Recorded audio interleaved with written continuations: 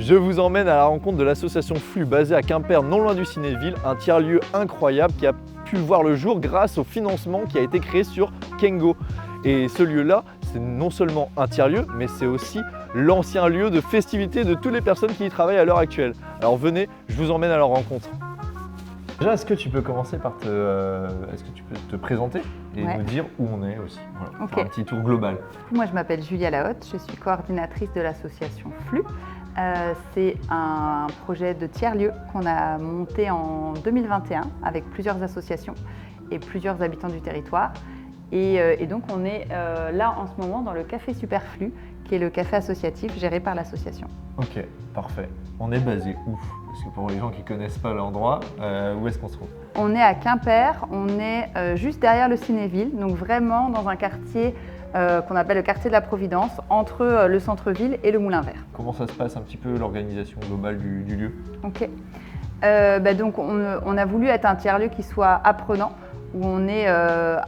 L'objectif c'était d'avoir des ateliers, des conférences, des spectacles, des réunions, des formations qui ont lieu dans les différents espaces et qui permettent différentes formes d'apprentissage, que ça soit de façon hyper informelle à travers un concert ou un spectacle, ou de façon plus formalisée dans des espaces de formation ou de travail.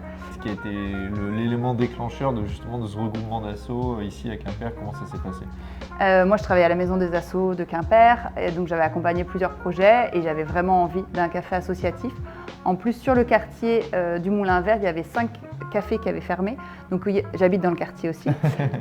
Et en fait, il y avait un vrai besoin de vivre ensemble et on a monté ce projet dans nos têtes d'abord en 2020, en plein Covid. Et cette envie de lien social, elle était vraiment hyper forte. Parce que du coup, est-ce qu'on peut faire un petit historique de ce qu'était le lieu à la base? Comment ça s'est fait? Peut-être justement ce passage après à l'achat Ouais, en fait, on a toujours voulu acheter un lieu pour cette autonomie. On était dans le quartier et il y a un copain qui nous a dit « La Pépi est en vente » parce que du coup, c'était un bar de nuit assez mythique de Quimper, donc La Pépi, où on a tous traîné nos guêpes. Et du coup, nous, l'idée, c'était de tout démolir pour mettre à nu le bâtiment, pour le restaurer de façon plus saine, plus écologique et aussi plus accessible. Un événement plutôt marquant un petit peu sur la réalisation, la mise en place de ce projet, quelque chose qui toi t'a marqué? En fait, quand on a récupéré le projet, le bâtiment, il avait été laissé dans son jus et en fait le propriétaire était lui-même ancien réparateur et donc il y avait un stockage de 50 ans d'électroménager dans le bâtiment. Donc la première action du chantier, ça a été de vider ça et on a fait 26 tours à la déchetterie avec que de l'électroménager. Donc au début, les gens de la déchetterie nous ont un peu regardé genre mais vous êtes qui en fait avec tout cet électroménager? Donc on a gardé quelques perles. D'ailleurs notre chapeau c'est une cafetière pour les artistes et on a gardé quelques perles parce qu'il y avait vraiment de l'historique. Comment est arrivé justement dans cette dynamique un petit peu Kengo? Qui dit autonomie dit aussi comment trouver des financements. En tant qu'association, c'est pas forcément évident d'avoir accès à plein de financements. On a souhaité lancer une campagne de financement et quand on a regardé un peu ce qui se faisait, on est tombé rapidement sur Kengo et on trouvait ça chouette d'avoir une structure qui soit locale et qui soutienne des projets d'ici parce que finalement un tiers-lieu c'est vraiment un projet de territoire, du coup ça nous semblait cohérent quoi. Et donc d'aller chercher des sacs de sable, des sacs de chaux et de faire tous les enduits que vous voyez nous-mêmes et donc en fait d'avoir cet autofinancement nous a vraiment donné une grosse liberté dans les travaux en fait. Ouais. Donc ça c'était le premier. Et le deuxième, alors pourquoi, comment? Comme dans tous les travaux, il y a des surprises. et en fait, une fois que tous nos enduits étaient trop jolis et trop bien faits, en fait, on a eu des infiltrations sur la façade. Et donc, on n'avait pas du tout prévu ça dans notre plan de financement. Et donc, on a fait comment on fait? Et donc, on a demandé 5 000 € et pareil, on les a dépassés. Je crois que c'était 5 500 € qu'on a obtenu. Donc, le premier financement il a été fait en quelle année? C'est 2022. Ok, donc c'est encore tout récent. Ouais. Et le dernier?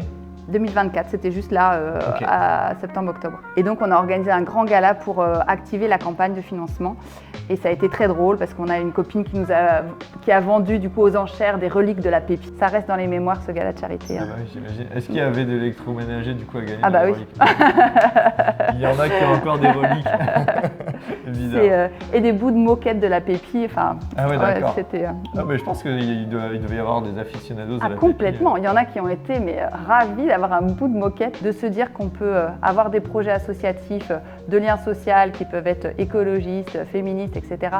et qui sont soutenus par les gens qui ont envie de les faire vivre. Et ben du coup, c'est hyper précieux en fait pour contrebalancer aussi d'autres financements. Et aussi, quand tu as 200 personnes qui soutiennent par un financement participatif, ça montre aussi que ton projet il est soutenu aussi par les habitants. Est-ce que tu pourrais me donner un petit mot en breton? C'est ma petite tradition à moi sur mes contenus. Eh ben, café, on l'a écrit K-A-F-E, pour se dire aussi qu'il y avait une place au breton dans le café. Donc sur la vitrine, c'est en breton qu'on a écrit notre café. Exactement, c'est juste à côté de nous. Et moi je suis très content parce qu'en tant que bretonnant, moi je suis fier de vous dire café en breton. Parfait. Et on a toute la carte en breton, mais si je peux me permettre. Ah bah ouais. On a une carte bilingue en français et en breton. Parce qu'on a aussi. J'attends de voir si toute la lecture est bien faite.